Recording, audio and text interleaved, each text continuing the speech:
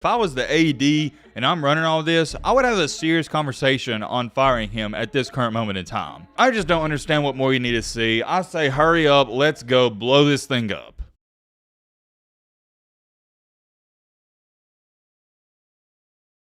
I got a question for you boys and girls and ladies and gentlemen. Does anybody actually care about spring football games? I can't speak for you, I can just speak for myself. Me personally, I don't. I could sit up here for 10 minutes and list off numerous reasons as to why I don't care, but I'll just make a long story short. Nothing really matters in the game. Even if your team looks awful in the game and you got a lot to work on, well, there's good news. You got 5 months until the season starts. It's nothing more than a glorified practice. Hey, I'll sit up here all day long and we'll overreact to when Auburn plays Georgia or Georgia plays whoever, but I'm not going to overreact to a spring game. Speaking of spring games though, Florida had their spring game, not on Saturday like most people. They had their spring game on Thursday night. I didn't even find out about it until Friday, and when I found out about it, I was like, wait, what? Why did they have it at night? And I still have no idea why. And like I said, I'm not going to overreact to a spring game, but good gosh almighty, if you didn't see it or hear about it, it was one of the most embarrassing things I've ever seen. What's a good way to explain this so I can put it into a better perspective? You know, in high school when you come back from fall break or spring break and you have that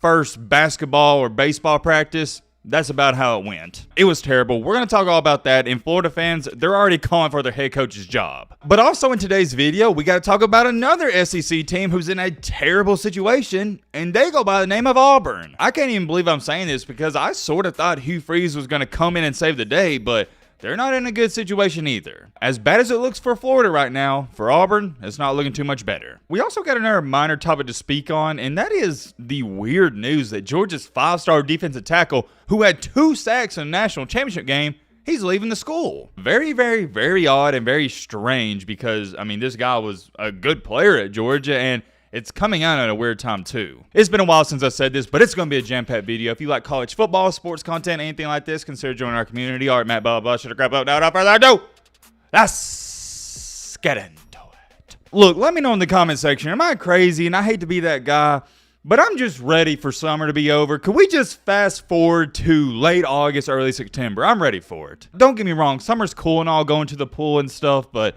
I'm ready for college football. Anyways, first things first, let's talk about this. Nobody's talking about it whatsoever. I found this interesting. Somebody sent this to me on Instagram, and the projected top 4 offensive linemen in the up-and-coming NFL draft were all 5-star prospects. You may be sitting there going, okay, Matt, who cares? But I just found it interesting that these were all 5-star prospects. So it goes to show you that being a 5-star, it does matter. I forgot the exact percentage because I'm not a straight-up geek and nerd, but it's something like 64% of 5-star recruits, they make it to the NFL. That's big time. So if you've ever wondered why we're always hyping up these 5-star recruits, this is the reason. I did want to share that with y'all. Moving on to our second topic, only going to speak about this for about a minute or two. So like I said in the intro, one of Georgia's former 5-star recruits, defensive tackle Bear Alexander, by the way, had 2 sacks against TCU. He entered the transfer portal. And that's really all there is to it. Is this a big blow for Georgia? Heck to the no. If it was a big loss, or I thought it was a big loss, I'd make an entirely separate video talking about it.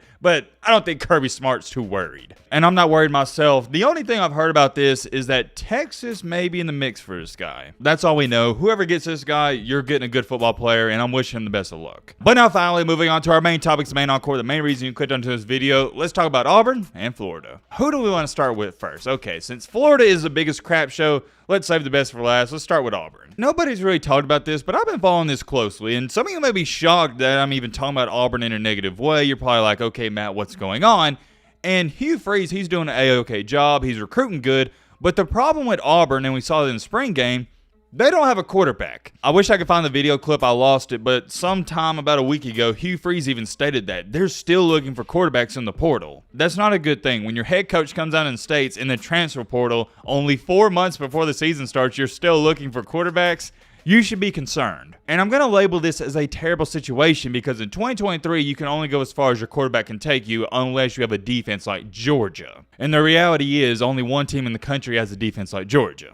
That's Georgia. The Auburn quarterback situation is essentially the same as last year, which is terrible news. Auburn was terrible last year, especially at the quarterback position. And the way it's looking for TJ Finley, he's not going to be at Auburn too much longer, and even if he stays, he's not going to play. I believe in the spring game, he only attempted 4 or 5 passes. He didn't do much, and he's already came out and stated that if Hugh Freeze wants to get another quarterback in the portal, he'll have to reevaluate his decision if he wants to stay at Auburn or not. The way it's looking for Auburn, your QB1 at this current moment in time is Robbie Ashford. I think Robbie Ashford is a great young man. I think he's a great scrambling quarterback, but he's not a good overall quarterback. Auburn in the spring game, yeah, you had nearly 300 yards rushing, but you're not going to be able to run the ball every single play in the SEC. You got to have a quarterback who teams fear through the air, and nobody fears Robbie Ashford through the air. Looking back at history at Ole Miss, when Hugh Freeze upset Alabama twice, look at his quarterbacks, Bo Wallace and Chad Kelly. They could throw the ball. Could they throw the ball like Caleb Williams, CJ Stroud, or Bryce Young? No, but they could throw it good enough. Robbie Ashford, unless he's taken some large leaps and bounds in his game, is not a good passer. He's mediocre at best. And even saying mediocre, that might be sugarcoating it. I think Hugh Freeze is capable of turning this program around, but until you get a quarterback, you're not going to win more than 6 or 7 games. Not even a single chance in the world. I'll leave it for this. We got to get a move on. It is going to be a rough year if you can't find a quarterback better than Robbie Ashford.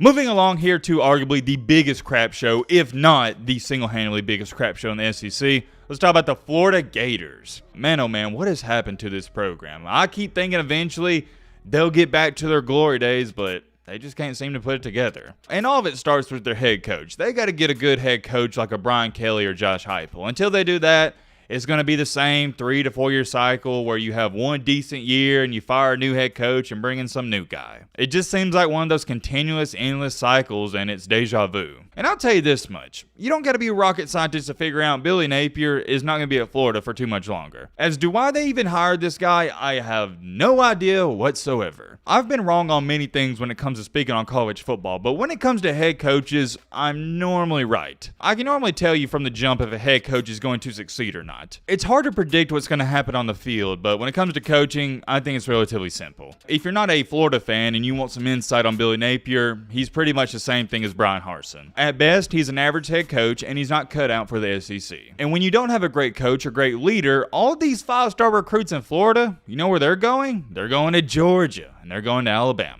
And that's the worst part about all of this. Florida has 5-star recruits literally in their backyard, and they can't keep them in the state. But anyways, getting on topic here, let me just read this off to you. This is how Florida's spring game went. First drive, offense stalls quickly after a pair of sacks. Second drive, they fail to convert a 4th down conversion. Third drive, no first downs. Fourth drive, it ended after a fumble snap. And fifth drive, they punted before crossing the midfield. They had 14 passing yards.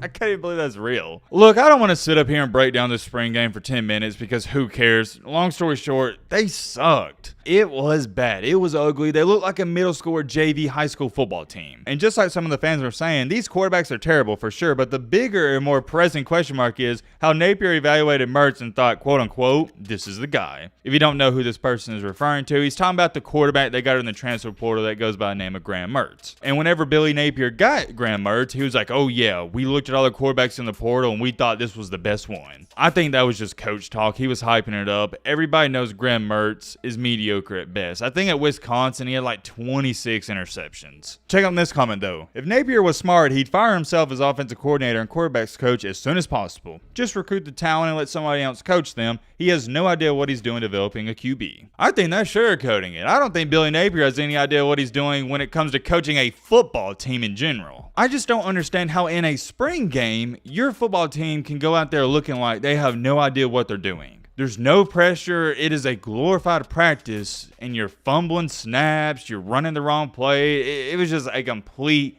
mess. I understand that Napier just got there, but if I was the AD and I'm running all this, I would have a serious conversation on firing him at this current moment in time. Why wait it out this year? You know you're going to fire him when the season's over, so why wait it out? Let's just speed up the process. Get a move on. You know when you got your guy. For example, Tennessee fans, you know Josh Heupel's your guy. LSU fans, you know Brian Kelly's your guy. You can find that out within a year or two. Well, Florida fans, y'all know this. Napier is not your guy, so let's just get a move on. No hard feelings, it's not personal. You're just a crappy head coach. Get over it. It is eerily similar to a toxic relationship. You know you need to break up. You know you need to leave that girl. She knows she needs to leave you. but you're just not doing it. You're about to go 4-8 in the SEC. Maybe. I'm leaning towards they're probably going to go 3-9. I just don't understand what more you need to see. I say hurry up, let's go blow this thing up. We'll see what happens. Let me know your thoughts on everything down below, but